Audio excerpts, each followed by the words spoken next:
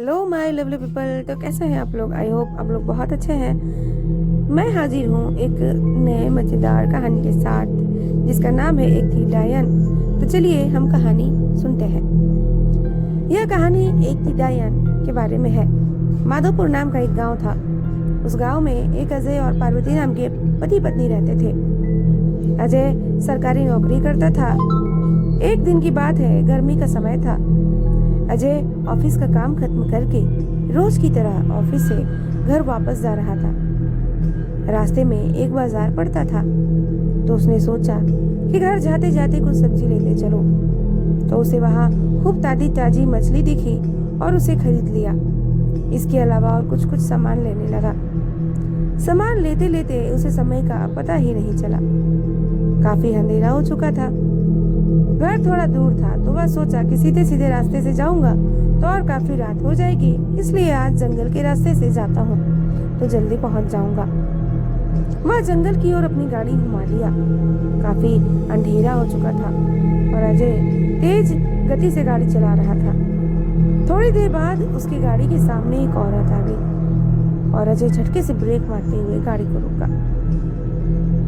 अजय उस औरत को देखा और औरत बड़ी सी घूंघट डाल रखी थी और जोर जोर से रो रही थी। अजय उसे पूछा कि कौन हो तुम और तुम्हारा घर कहाँ है? इतनी रात को इस घने जंगल में क्या कर रही हो?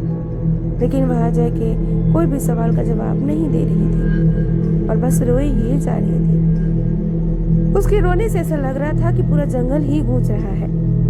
अजय ने सोचा कि शायद कोई मजदूर की पत्नी होगी जो रास्ता भटक गई है।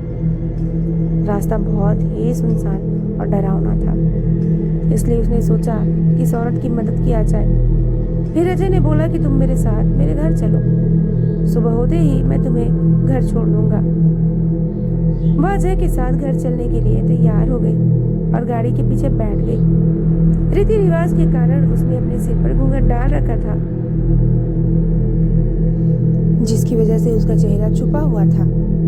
काफी रात हो गया था और घर पे अजय की पत्नी उसका इंतजार कर रही थी। जैसे ही घर के बाहर गाड़ी की आवाज सुनाई दी, वैसे ही पार्वती दौड़कर बाहर आई। उसने अजय के साथ एक औरत को देखा तो उसने अजय से पूछा कि कौन है ये जो तुम्हारे साथ आई है?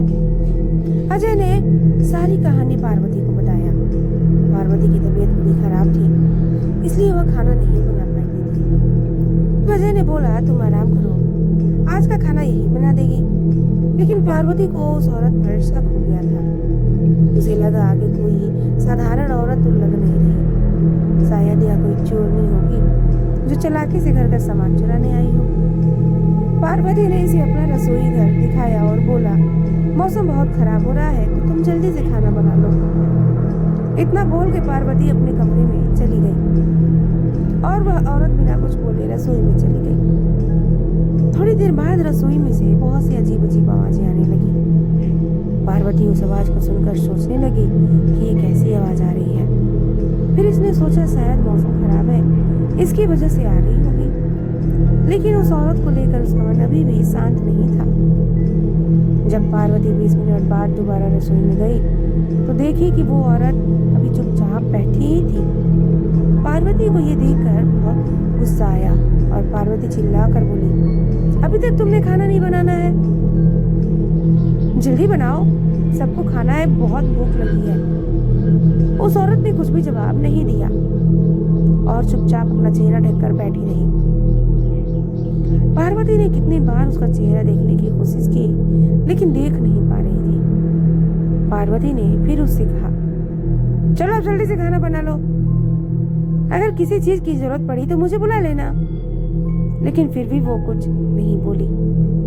पार्वती को लगा कि शायद ये अनजान लोग से डर रही है, इसलिए नहीं बोल रही। पार्वती रसोई से चली गई, लेकिन जब 10 मिनट बाद वह फिर वापस आई तो रसोई का दृश्य देखकर वो बहुत डर गई और डर के मारे उसके पैर वहीं के वहीं जम गए और उसके गले से आवाज भी नहीं निकल रही थी। उसने देखा कि वह औरत रसोई घर के बीचों बीच में बैठकर दोनों पैर फैलाकर कच्ची मछलियां खा रही है और सिर का घूंघट भी उतरा हुआ है।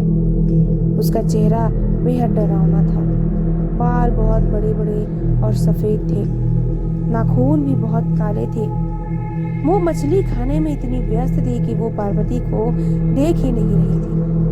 पार्वती उसे देखकर चिल्लाई नहीं कि और ज्यादा अपना खतरनाक रूप ना बना ले। पार्वती ने धीरे से एक थाली उठाई और चूल्हे में जलता हुआ कोयला उठाकर उसके तरफ दौड़कर उस डायन के ऊपर गर्म कोयला फेंक दिया। आग की जलन की वजह से वह जोर जोर से चिल्लाने लगी।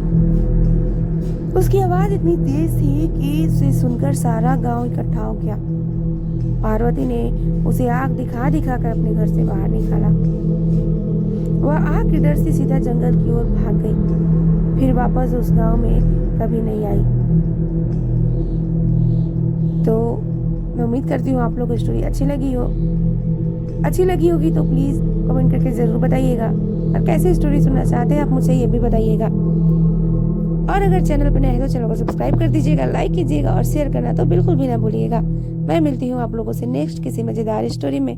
तब तक के लिए बाय बाय, टेक केयर।